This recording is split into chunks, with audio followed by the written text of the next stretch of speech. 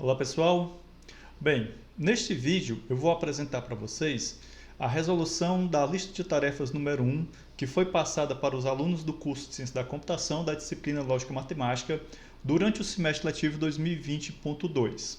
A nossa primeira questão é uma questão essencialmente teórica. Então vejam bem, o autor pergunta, ele pede para nós respondermos e justificarmos nossa resposta.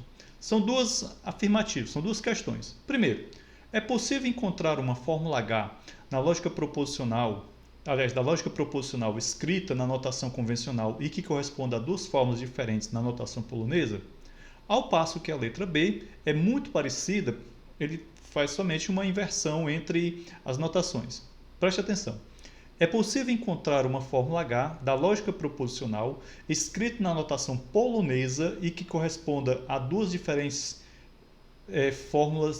fórmulas diferentes na notação convencional? Então vejam bem, ele está perguntando se nós podemos ter na notação convencional uma determinada fórmula e quando nós convertermos essa fórmula para a notação polonesa, se é possível encontrar duas fórmulas diferentes na notação polonesa. Isso seria a letra A. Na letra B, nós teríamos uma fórmula escrita em notação polonesa e, ao convertermos ela para notação convencional, se seria possível nós encontrarmos duas fórmulas diferentes. Bom, a resposta para ambas as questões é não. Mas por quê? Porque se nós tivéssemos sim em alguma dessas questões, nós teríamos um problema de indecidibilidade. Ou seja, quando nós temos uma fórmula escrita em notação convencional e nós a convertemos para a notação polonesa, nós fazemos isso através de um algoritmo. Esse algoritmo ele precisa ser um algoritmo decidível, ou seja, ele não pode ter mecanismos que me aponte mais de uma solução, né? Porque senão ficaria muito estranho também, certo? Então, da mesma forma, se eu tiver uma fórmula escrita em notação polonesa, eu também tenho um algoritmo, na verdade, que vai me auxiliar na conversão para a notação convencional. Então ficaria muito estranho se, a partir de uma determinada fórmula, eu tivesse uma determinada fórmula em notação polonesa, eu pudesse obter duas fórmulas em notação convencional diferentes, certo? Então teria o mesmo problema de indecidibilidade. Então, o ideal é que entre as notações, né, seja ela convencional, seja ela polonesa, né, eu tenha uma relação bionívoca, ou seja, eu tenho um conjunto de fórmulas escritas em notação convencional e um conjunto de fórmulas escritas na notação polonesa. Certo? Deve haver uma relação bionívoca entre esses dois conjuntos, ou seja, para cada fórmula escrita na notação convencional, eu tenho uma única fórmula na notação polonesa e vice-versa. Bom, para exemplificar melhor essa questão, eu vou mostrar para vocês como é que nós pegamos uma fórmula escrita em notação convencional e a convertemos para a notação polonesa. Bom, os passos para a conversão eles são relativamente simples. Eu quero chamar a atenção de vocês para essa fórmula aqui, certo? Eu vou até destacá-la, ok? Essa fórmula aqui é a nossa fórmula na notação convencional. Observe que essa fórmula ela possui muitos símbolos de pontuação, ou seja, muitos parênteses. Ao passo que nós formos convertendo ela para a notação polonesa, esses parênteses eles vão desaparecendo. E é uma característica da notação polonesa, a não necessidade de símbolos de pontuação. Porém, vocês vão observar que a notação polonesa ela é um tanto mais complexa para nós seres humanos lermos, certo? Então, vamos aqui esse algoritmo, ele é um algoritmo muito simples e foi extraído de um livro que daqui a pouco eu mostro para vocês qual foi o livro. Então, primeira coisa é numerar cada conectivo. Então, como vocês podem observar, cada um dos conectivos da minha fórmula, da minha FBF, foram numerados, né, com números naturais e isso daqui vai nos auxiliar bastante. Bom, logo em seguida, o que é que nós precisamos fazer? Sublinhar as fórmulas, ou melhor, as subfórmulas mais internas.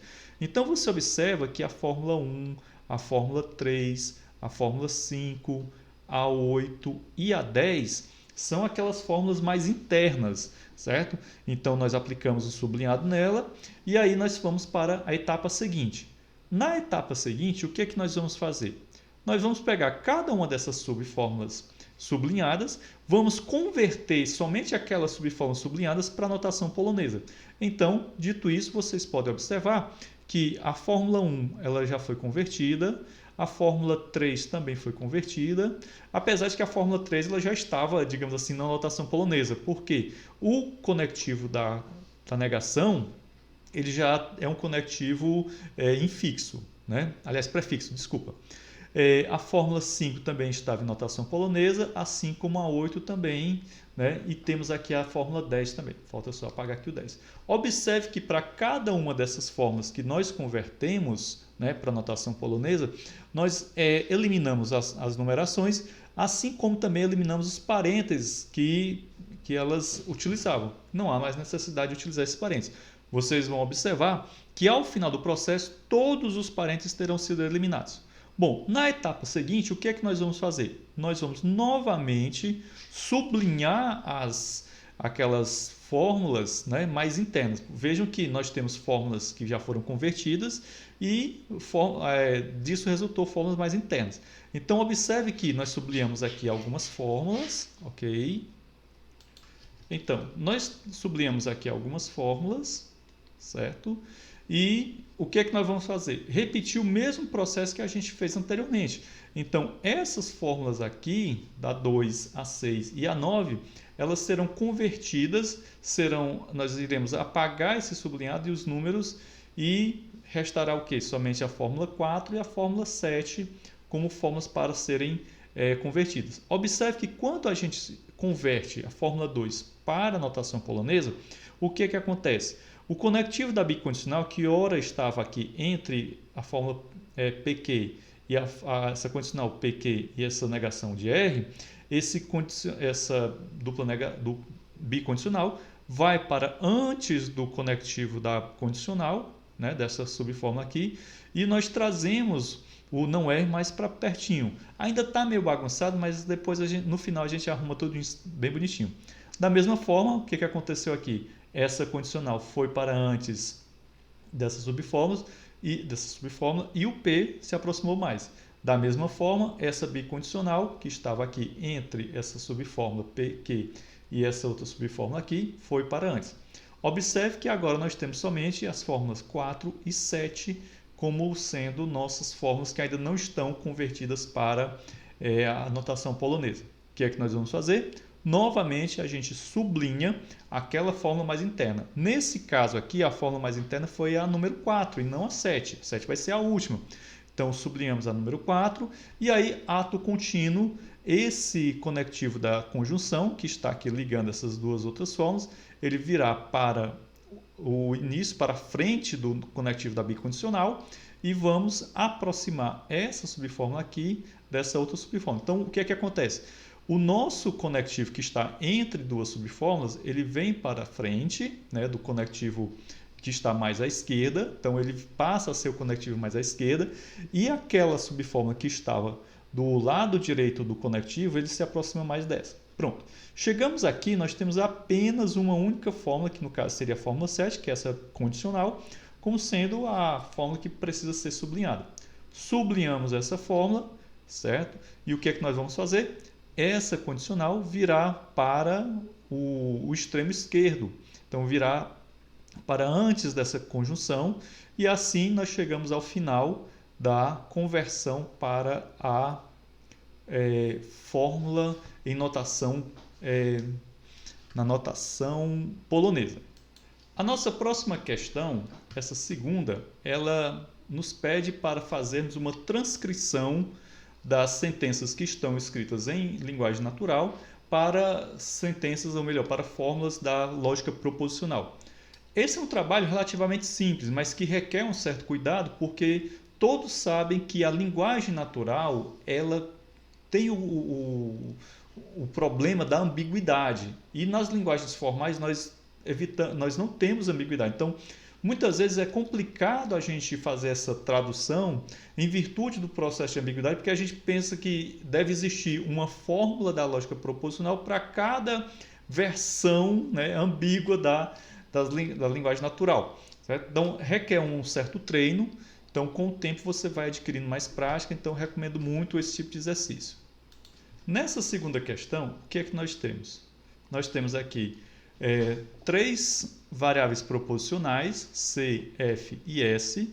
Cada uma dessas variáveis proposicionais está representando uma sentença proposicional. No caso aqui, faz calor, faz frio, o sol está brilhando. Bom, temos aqui as frases escritas em linguagem natural. A frase A diz o seguinte: o sol está brilhando, mas não faz calor. Nós sabemos que a partícula mas, ela dá a ideia de conjunção, certo? Então, nesse caso, nós vamos pegar o S, que simboliza a proposição o sol está brilhando, e a proposição C, que simboliza a proposição faz calor, e vamos construir uma conjunção, S conjunção C. Porém, você observa que na frase está dito o seguinte: mas não faz calor. Quer dizer o quê? Que eu preciso negar a proposição simbolizada pelo símbolo proposicional C. Então, nesse caso, nós teremos S conjunção não C. Então, essa é a representação em linguagem formal, em uma FBF da lógica proposicional para essa sentença aqui, certo? Na letra B, diz o seguinte: não faz calor e não faz frio. Como nós temos duas negações aqui, então nós vamos negar os nossos símbolos proposicionais. Faz calor é simbolizado pela letra C, faz frio é simbolizado pela letra F.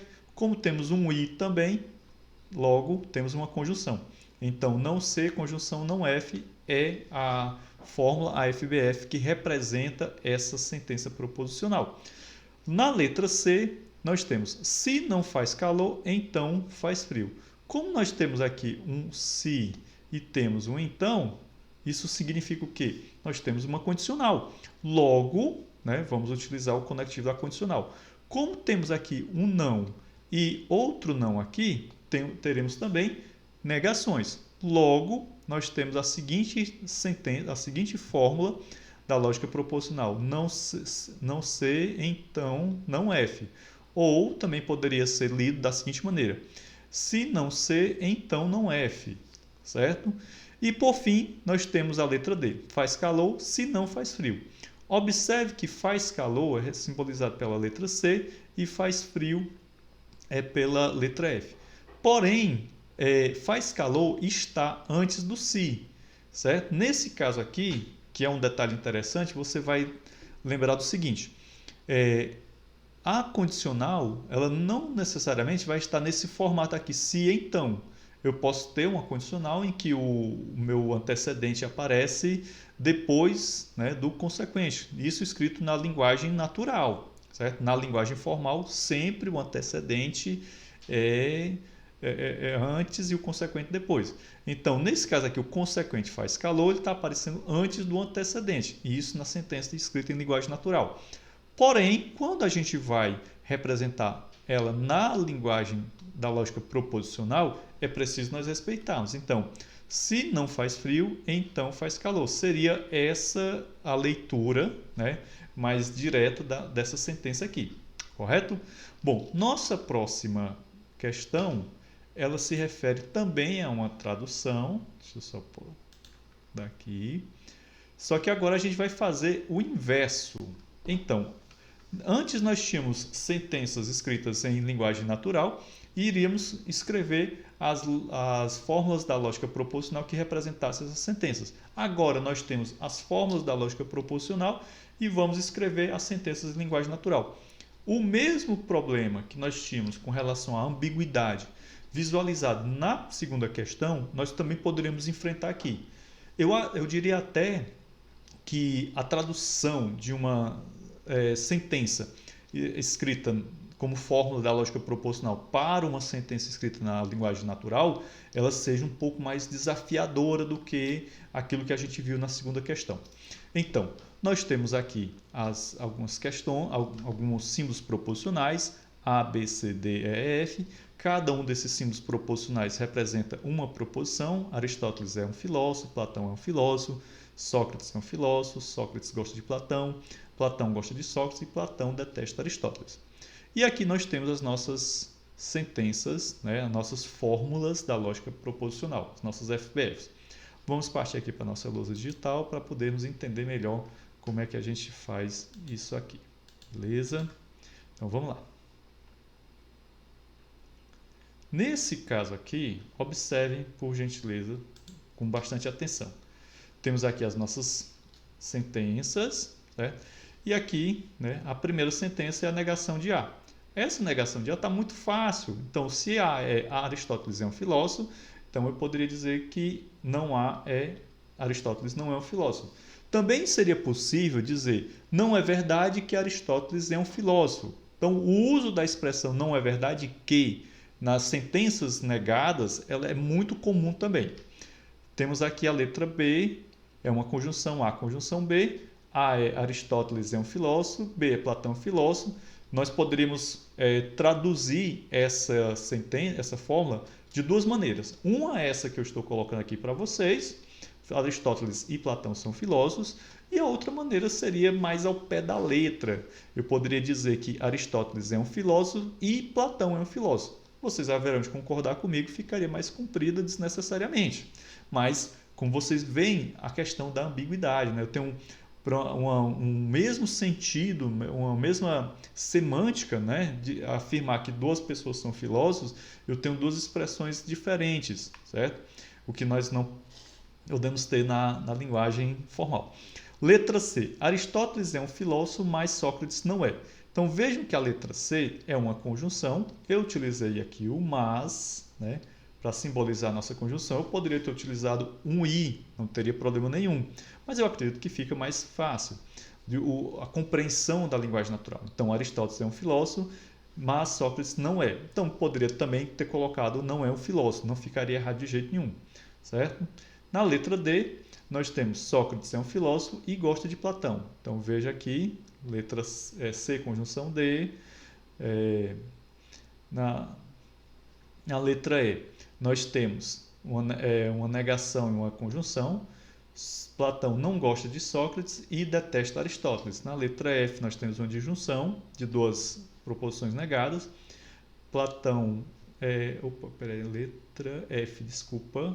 Sócrates não gosta de Platão ou Platão não gosta de Sócrates, né? Também acho que poderia ser melhorada essa frase, mas aí fica como exercício para vocês. Na letra G, nós temos uma condicional. Nessa condicional, eu fiz uma primeira interpretação da seguinte maneira. Se Aristóteles não é um filósofo, então Platão não detesta Aristóteles. Nós poderíamos também dizer da seguinte maneira. Não é verdade que Sócrates não gosta... Aliás, letra G, desculpa. Não é verdade que Aristóteles é um filósofo, então não é verdade que Platão detesta Aristóteles. Seria também uma tradução possível.